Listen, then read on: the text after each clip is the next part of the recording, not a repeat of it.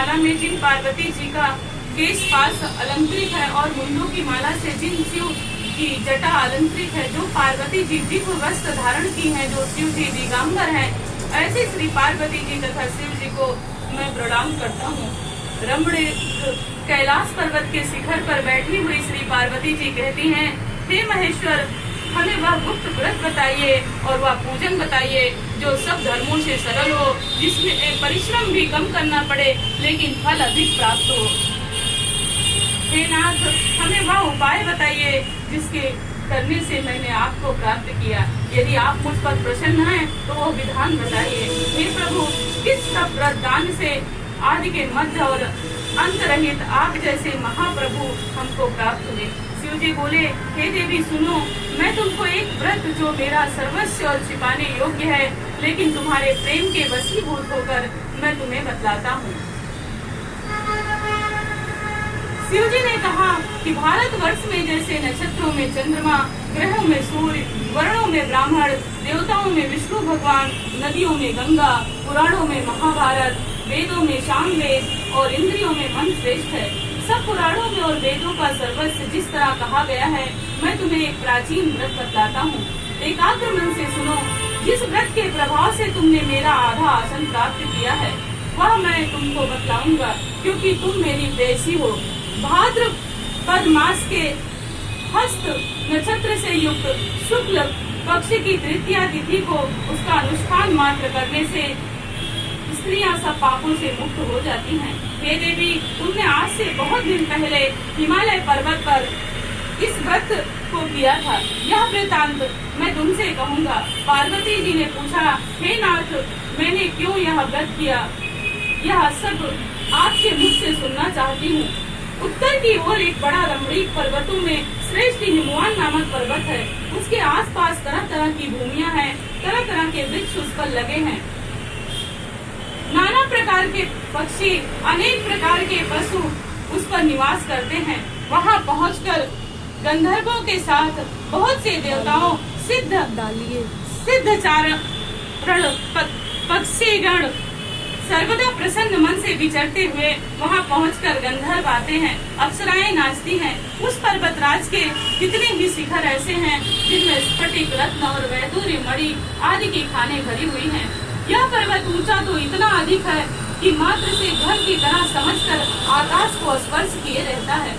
इसके समस्त शिखर सदैव हिमवर्ष से आच्छादित रहते हैं और गंगा जल की ध्वनि सदा सुनाई देती रहती है।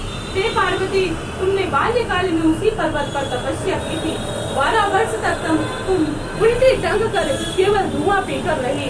64 वर्षों तक सूखे पत्ते खाकर रही। माघ मास में तुम जल में बैठी रहती और वैशाख की दोपहरिया में पंचअग्नि में तपती थी। श्रावण महीने में जल बरसता तो तुम भूखी प्यासी रहकर मैदान में बैठी रहती। तुम्हारे इस तप को सुनकर सती ने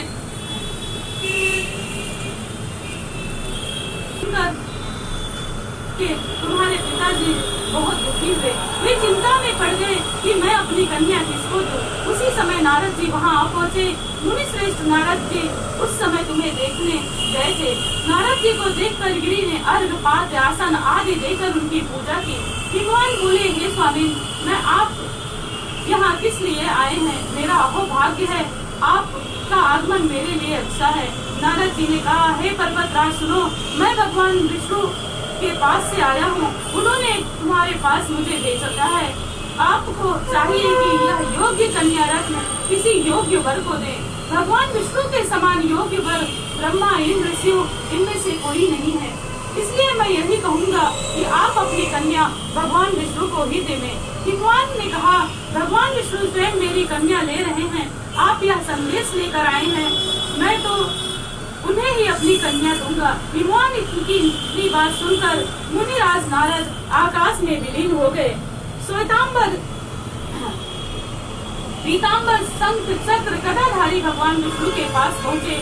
वहाँ हाथ जोड़कर नारद भगवान ने कहा, हे विष्णु भगवान, मैंने हे देवों के देव सुनिए, मैंने आपका विवाह पक्का कर दिया है। उधर हिमवान ने पार्वती जी के पास जाकर कहा, हे पुत्री, मैंने तुम्हें भगवान विष्णु को देने का संकल्प किया है। तब पिता की बात सुनकर तुम बिना उत्तर दिए अपने सखी के घर चली गई। वहाँ जमीन पकड़कर तुम बड़ी ही दुखी होती हुई विलाप करने लगी। तुमको इस प्रकार का विलाप करते हुए देखकर सखिया बोली, तुम इतनी दुखी क्यों हो? इसका कारण बताओ। तुम्हारी जो कुछ इच्छा होगी मैं यथाशक्ति उसको पूरा करने की चेष्टा करूंगी, इसमें कोई संशय नहीं है। पार्वती जी बोली, मेरी जो कुछ अभिलाषा है उसे तुम प्रेम पूर्वक सुनो। मैं एकमात्र शिव जी को अपना पति बनाना चाहती हूँ, इसमें कुछ भी संशय नहीं है। मेरे इस विचार को पिताजी ने ठुकरा दिया, इससे मैं अपने शरीर को त्याग दूंगी। पार्वती जी की बात को सुनकर सखी ने कहा, शरीर का त्याग न करो, चलो किसी ऐसे वन में चलें जहाँ का पता पिताजी को न लगे। ऐसी सलाह पाकर तुम वैसे ही वन में जा पहुँची। उधर तुम्हारे पिता घर घर खोजने लगे, दूतों द्वारा भी खबर लेने लगे कि कौन देवता या किन्नर मेरी पुत्री का हरण करके ले गया है। उन्होंने मन ही मन कहा, मैं नारद जी के आगे प्रतिज्ञा कर चुका हूँ कि अपनी पुत्री भगवान विष्णु को दूंगा। ऐसा सोचते सोचते हिमवान मूर्छित हो गए। गिरिराज को मूर्छित देखकर सब लोग में हाहाकार मच गया। हाहाकार करते हुए दौड़ पड़े। जब होश आया तो सब ने पूछने लगे कि हे गिरिराज, आप अपनी मूर्छा का कारण बताइए। हिमवान ने कहा, आप लोग मेरे दुख का कारण सुने, ना मालूम कौन मेरी कन्या का हरण करके ले गया। ऐसा नहीं हुआ तो किसी काले सांप ने काट खाया या किसी सिंह ने खा लिया। हाय हाय, मेरी बेटी कहाँ गई? किसी दुष्ट ने मेरी पुत्री को मार डाला। ऐसा कहा वो वायु के झोंके से कांपते हुए वृक्ष के समान कांपने लगे। इसके बाद हिमवान तुम्हें वन वन खोजने लगे। वह वन में सिंह वालों हिंसक पशुओं से भरा हुआ था। तुम भी अपनी सखियों के साथ उसी वन में चलती चलती एक ऐसी जगह पर जा पहुंची जहाँ एक नदी बह रही थी। उस रमणीक तट पर एक बड़ी सी कंदरा थी। तुमने उसी कंदरा में आश्रम बना लिया। मेरी एक बालुकामयी प्रतिमा बनाकर अपनी सखियों के साथ निराहार रहकर मेरी आराधना करने लगी। जब भाद्रपद शुक्ल पक्ष की हस्तयुक्त तृतीया तिथि प्राप्त हुई तब तुमने मेरा विधिवत पूजन किया और रात भर जागकर गीत वाद्य आदि से मुझे प्रसन्न करने में समय बिताया। इस व्रत राज के प्रभाव से मेरा आसन डगमगा उठा, जिससे मैं तत्काल उस स्थान पर जा पहुंचा जहां तुम अपनी सखियों के साथ रहती थी। वहां पहुंचकर मैंने तुमसे कहा कि मैं तुम पर प्रसन्न हूँ, बोलो क्या चाहती हो। तुमने कहा, हे मेरे देवता, यदि आप मेरे ऊपर प्रसन्न हैं तो मेरे पति बने। मेरे तथास्थ प्रतिमा नदी में प्रवाहित कर दी।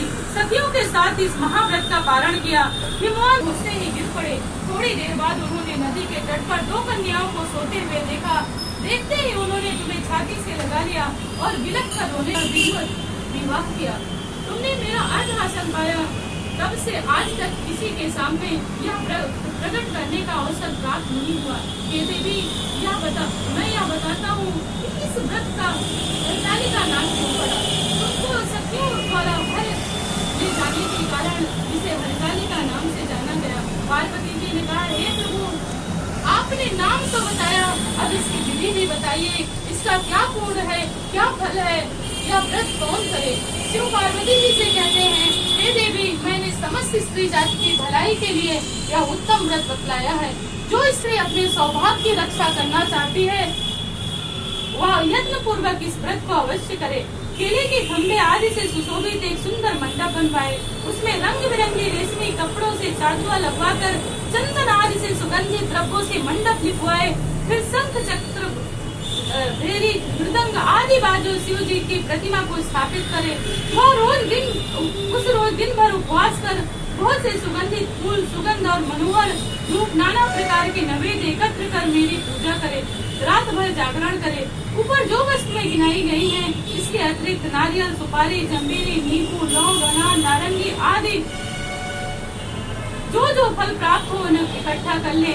उस ऋतु फल में जो फल तथा फूल मिल सके विशेष रूप से रखें। इसके बाद धूप दीप आदि से पूजन कर प्रार्थना करें। हे शिवे, शिव रूपणी, हे मंगले, सब अर्थों को देने वाली, हे देवी, हे शिव रूपे, आपको नमस्कार है। आपको सदा के लिए नमस्कार है। हे ब्रह्म रूपणी, आपको नमस्कार है। हे जगदात्री, आपको नमस्कार है। हे सिंहवानी, संसार कि भय से भयभीत मुझ दीन की रक्षा करे। इस कामना की पूर्ति के लिए मैंने आपकी पूजा की है। हे पार्वती, मुझ राज्य और सौभाग्य दे, मुझ पर प्रसन्न होए। इन्हीं मंत्रों से पार्वती तथा शिव जी की पूजा करें। तदंतर विधि पूर्वक कथा सुने और ब्राह्मणों को वस्त्र, गौ, सुवर्ण आदि देवें। इस तरह एक चित्त होकर स्त्री पुरुष दोनों एक साथ पूजन करें। फिर वस्त्र आदि जो कुछ हो उसका संकल्प करें। हे देवी, जो स्त्री इस प्रकार पूजन करती है वह सब पापों से छूट जाती है और उसे 7 जन्मों तक सुख तथा सौभाग्य प्राप्त होता है।